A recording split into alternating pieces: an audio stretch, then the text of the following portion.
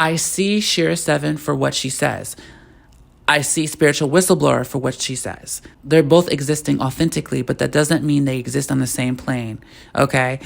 Spiritual whistleblower says one thing that is not for the lifestyle for Shera7, and for those who, like I said, heed to Shera7 as instrumental in terms of education for their lifestyle, but cannot admit that Shera7 exists in a gray area in terms of your intention.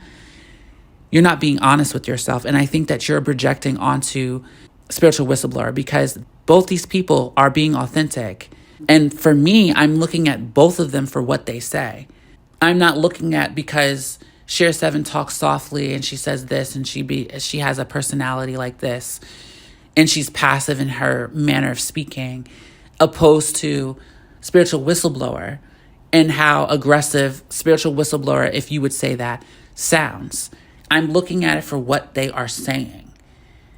And if I look at it for what they are saying, they exist on two different planes of intention. One being, both being holding yourself accountable and being authentic, but one being to the degradation of like humanity and the other one being for the total upliftment. These are two different avenues. Now, that's not to say that Shera7's point of view cannot help humanity in some aspects. There's aspects to that. That's why I said it's a gray area for Shera7.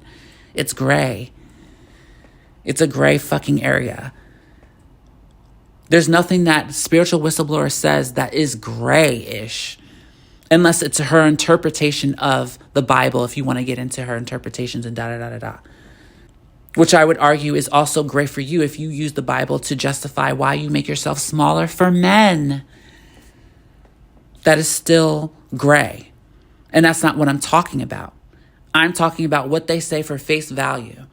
Shera7 exists in a gray.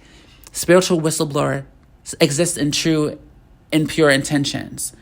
Even if she's triggered, even if she's aggressive, that is the case.